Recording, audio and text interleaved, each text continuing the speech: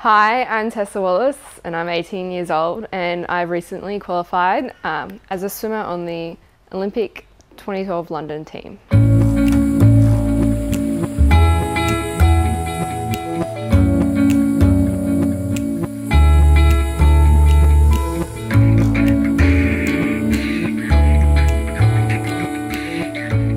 My name is John Wallace, the head coach of the Caloundra Aquatic Lifestyle Centre, coach and father of Tessa Wallace. Tess has been struggling with Ross River fever for a good 15, 16 months now, and we were getting nowhere with it, and we're trying anything and everything. I started swimming really slow times in training and I was getting really upset and I was feeling really fatigued in my muscles and I would get constant sore throats, and I went to the doctor multiple times and they just prescribed me with antibiotics and said you have a virus and just deal with it, and I did that for about 2 to 3 months nearly. And to see the way she was heartbreaking and so frustrating to see a swimmer so dedicated, so committed, wants to do it but can't. I've always been thinking about the 2012 Olympics my whole life and what I was going to do there and achieve, and so kind of having to fully forget about it was really hard. We went into the Australian Championships with the thought, you know, I was definitely thinking there's no way in the world Tessa could make the Australian team now. I somehow pretty much went max in the third 50 and somehow held on the last 50 and touched in first, and at the start I couldn't believe it, and it wasn't a PB, but that #1 and showing that I was going to the Olympics was absolutely incredible. So it was like great news and bad news that she made the team, but now she had to keep training, and we got back into, we had a small break and we got back into training, but there was no change. It was still just plodding along, and we're still trying all these different remedies with different nutritionists and different naturopaths. We're trying anything and everything. Nothing really started working until I found Mark, and he introduced me to this sauna program, and it sounded really interesting, detoxing, because I've always thought in myself that, yeah, I feel like the only thing that will get me out of this is to really detox it all out. Like, no little pill is going to get rid of it. Just fermented foods have got much more probiotic than those ones you buy at the health food shop. I said, you give me 2 weeks and I will take the virus out of play, out of the equation.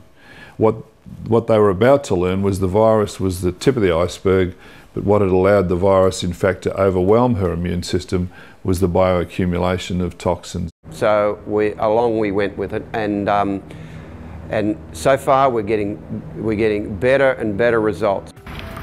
There you go.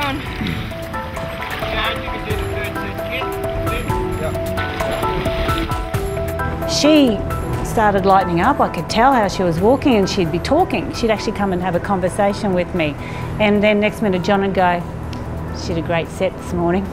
And I go, "Aha, that's what it is, she did a great set." Oh, it's absolutely incredible. It's nearly 3 seconds, just over 2 seconds faster than what my best heart rate was before I went to trials.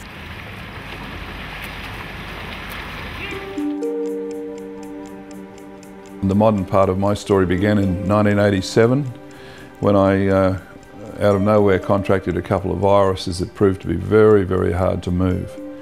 I was virtually left on my own. The medical fraternity didn't have many answers back then, and I had a lot of questions and went on a search, a journey that led me to far-infrared heat therapy. And that was the starting point, the enabler, if you like. Once I found far-infrared heat and how to use it, I was astonished to find that blood-borne viruses cannot live at much outside the normal temperature range of a human being. And that'll surprise a lot of people, that Epstein-Barr and cytomegalovirus and chronic fatigue and Ross River fever and so on, heat is one of their principal enemies, and it's a friend of the human body. Our bodies use heat in fever form to fight infections, and also our T cell production, our fighting cells, come up, they respond to a fever, treating it as a call to arms, recognising it's an invader. Mark came along and suggested a heat treatment and building the immune system up. We had nothing to lose. Detoxing sounded, yeah, it sounded really good and sounded exactly what I needed. I really believe the infrared, the heat is working and helping. And then now we're on to the next stage of a diet, so changing the diet. So how much juice has she got to have a day? Like how many? Well, I think you're probably going to look at, you know, 2 or 3, say, glasses at least. It's the next stage of detoxing basically, and getting her body ready for the final stage, we hope, which will be a good performance and getting her well. First and foremost for athletic performance, the first thing we should do is test for all the markers and make sure there's no toxins on the body. Doesn't that make sense? Of course it does. It's got to be the sensible, logical starting point. And it's true in life. So if you're at home coping with family, you've got the children and you've got this viral load, this impact, as soon as you get rid of that, you can resume and take control. People are able to actually sweat out and lower their toxic levels of so many dangerous heavy metals, dioxins, PCBs, organochlorides. All of those things can lower out through the skin sweat is important, but also the gut balance, taking over and controlling the gut. There's so many other people out there with like viruses like mine, and they're going around in circles like me, and all they need to do is just do this detox, because I feel just over this month I've already seen a huge improvement, and imagine what I can do in just another month. I could get rid of this thing completely for the rest of my life and even feel better. So now we're probably about 3 or 4 weeks into treatment, and we're only heading forward, and it's maybe, you know, it would have been great to have it 6 months earlier, but now it's better than not at all, and I think she's feeling positive when she leaves in a week's time that she's actually in there with a shot. The treatment that Mark's had Tessa on for the last 3 weeks will definitely keep going until we leave, and then when she comes back, we'll pick it up again and carry on with the treatment. Kill the virus, detoxify and remove the causes, then all the health profiles lift. It's not about symptom identification. There's a tremendous amount of money in identifying and treating separate symptoms. That doesn't help overall with the health picture. Far from it. The underlying causes are allowing other symptoms to appear, and even the ones that we think have been treated will reappear. Why? Because the cause has not been addressed.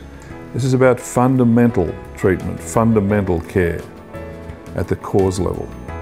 I've been doing this program, I've been dropping seconds in just weeks, and yeah, I just can't believe it, and it's looking really good for Olympic Games now.